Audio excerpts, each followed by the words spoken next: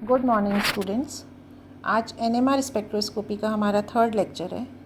Last दो lectures में मैंने आपको एनएमआर स्पेक्ट्रोस्कोपी का इंट्रोडक्शन दिया था, इसके प्रिंसिपल के बारे में बताया था, एनएमआर सिग्नल्स को हम किस तरीके से अचीव कर सकते हैं इस बारे में हमने बात की थी, और साथ ही न्यूक्लियर शील्डिंग और डी शील्डिंग का इंट्रोडक्शन भी मैंने आपको दिया था। आगे पढ़ने से पहले थोड़ा सा रिवाइज़ करें जो हमने अब तक पढ़ा है। एनएमआर सिग्नल प्राप्त करने के लिए हम अपने सैंपल को एक एक्सटर्नल मैग्नेटिक फील्ड में रखते हैं। जब हम सैंपल को एक्सटर्नल मैग्नेटिक फील्ड में रखते हैं और इसके ऊपर इलेक्ट्रोमैग्नेटिक रेडिएशंस डालते हैं, तो ये रेडियो फ्रीक्वेंसी रीजन से इलेक्ट्रोमैग्नेटिक रेडिएशंस को एब्जॉर्ब करता है और न्यूक्लियस लोअर एनर्जी लेवल से हायर एनर्जी लेवल में एक्साइट कर जाते हैं, और जिस वजह से हमको सिग्नल मिलते हैं। लेकिन अगर किसी मॉलिक्यूल के सारे प्रोटॉन्स एक ही रेडियो फ्रीक्वेंसी रीजन से एब्जॉर्ब करें तो हमको सिर्फ एक सिग्नल मिलेगा, और हम किसी मॉलिक्यूल के स्ट्रक्चर को पता करने में एनएमआर स्पेक्ट्रोस्कोपी को यूज़ नहीं कर सकते। पर यूजुअली ऐसा होता नहीं है। कोई प्रोटॉन, कोई किसी मॉलिक्यूल का कोई पर्टिकुलर प्रोटॉन किस चुंबकीय तीव्रता पर रेडियो फ्रीक्वेंसी रीजन से इलेक्ट्रोमैग्नेटिक रेडिएशंस को एब्जॉर्ब करेगा, ये उस पर्टिकुलर प्रोटॉन के रासायनिक वातावरण पे, केमिकल एटमॉस्फेयर पे डिपेंड करता है। लास्ट लेक्चर में मैंने आपको सिग्मा बॉन्ड के बारे में बताया था कि सिग्मा बॉन्ड से जब कोई प्रोटॉन जुड़ा होता है तो उस सिग्मा बॉन्ड का क्या इफ़ेक्ट उस प्रोटॉन के ऊपर पड़ता है।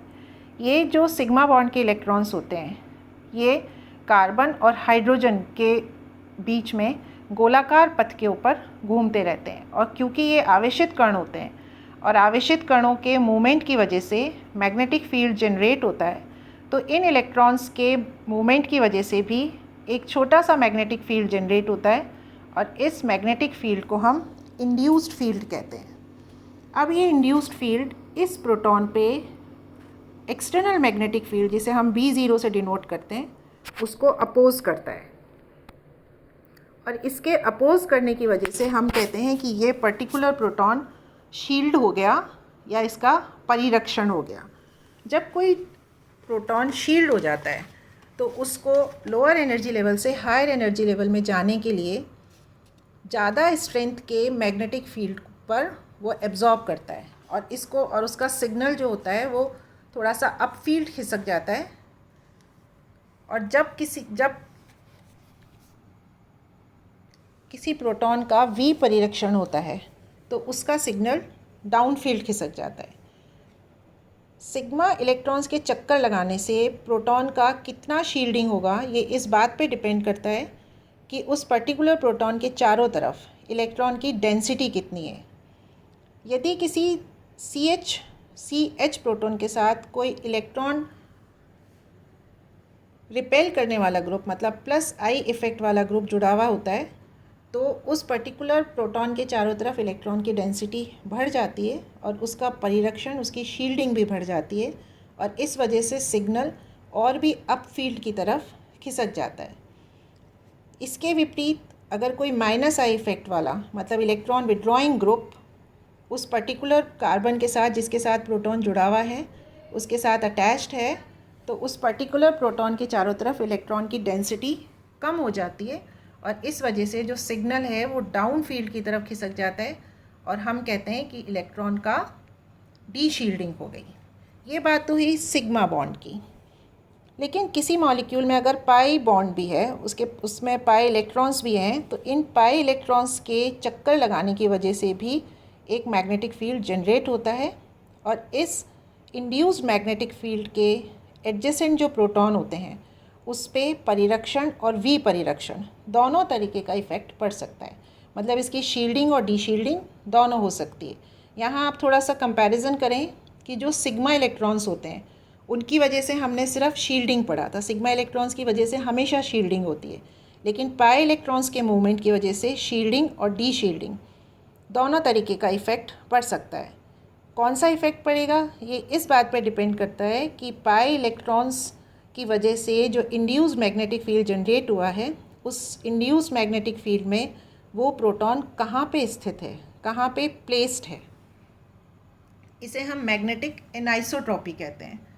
क्योंकि पाई इलेक्ट्रॉन्स के सर्कुलेशन की वजह से जो मैग्नेटिक फील्ड जनरेट होता है वो एक जैसा नहीं होता, उसके ऊपर उसकी वजह से, उस मैग्नेटिक फील्ड की वजह से प्रोटॉन्स पे अलग अलग तरह के इफ़ेक्ट पड़ते हैं। इसलिए हम कहते हैं कि ये एक एनाइसोट्रॉपिक फील्ड है, इसको हम स्पेस इफ़ेक्ट भी कहते हैं। इस एनाइसोट्रॉपिक इफ़ेक्ट की वजह से जो हम पढ़ने जा रहे हैं वो हम कुछ मॉलिक्यूल्स के बारे में पढ़ेंगे जिनमें हमें ये एनाइसोट्रॉपिक इफ़ेक्ट मिलता है, जैसे एल्कीन्स, एल्काइंस, बेंजीन और एल्डिहाइड और कीटोन। सबसे पहले हम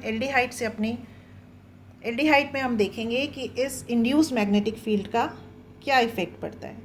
देखिए ये डायग्राम आपको दिख रहा है, इसमें कार्बन और ऑक्सीजन के बीच में पाई बॉन्ड आपको दिख रहा है और इन पाई इलेक्ट्रॉन्स के सर्कुलेशन की वजह से एक इंड्यूस मैग्नेटिक फील्ड जनरेट हो रहा है। ये इंड्यूस मैग्नेटिक फील्ड का डायरेक्शन आप देखिए, ये B0 एक्सटर्नल मैग्नेटिक फील्ड के डायरेक्शन में ही है। अब यहाँ आप C के साथ जुड़ा हुआ प्रोटॉन देखिए, ये प्रोटॉन जहाँ पे प्लेस्ड है वहाँ पे ये इंड्यूस मैग्नेटिक फील्ड B0 की डायरेक्शन में है। इस डायग्राम में आपको ये क्लियर दिखेगा। ये हाइड्रोजन जहाँ पे प्लेस्ड है वहाँ पे जो इंड्यूस मैग्नेटिक फील्ड है वो एक्सटर्नल मैग्नेटिक फील्ड को रीइंफोर्स कर रहा है, उसको इंक्रीज़ कर रहा है। इस वजह से एल्डिहाइड प्रोटॉन डाउन फील्ड खिसक जाता है और इसका सिग्नल हमको 9 से 10 ppm के ऊपर प्राप्त होता है। दूसरा एग्जाम्पल हम लेंगे एसिटिलीन का। आप एसिटिलीन के डायग्राम में आपको दिख रहा है, यहाँ C और C, कार्बन और कार्बन के बीच में 2 पाई बॉन्ड्स हैं, 4 पाई इलेक्ट्रॉन्स हैं। ये 4 पाई इलेक्ट्रॉन्स रिवॉल्व कर रहे हैं और इनके रिवॉल्व करने की वजह से इंड्यूस्ड मैग्नेटिक फील्ड जनरेट हो रहा है। ये इंड्यूस्ड मैग्नेटिक फील्ड और B0 की डायरेक्शन आप देखिए, जहाँ पे हमारा प्रोटॉन मौजूद है।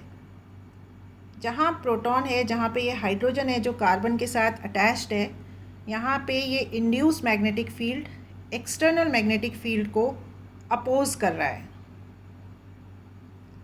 अपोज करने की वजह से जो इफ़ेक्ट जनरेट हो रहा है उसको हम शील्डिंग कहते हैं, परिरक्षण कहते हैं। यहाँ पे हाइड्रोजन का, जो कार्बन के साथ जुड़ा हुआ हाइड्रोजन है, उसका परिरक्षण हो रहा है और इस वजह से एसिटिलीन का जो प्रोटॉन है वो अप फील्ड खिसक जाता है और हमें इसका जो सिग्नल मिलता है वो अप फील्ड मिलता है।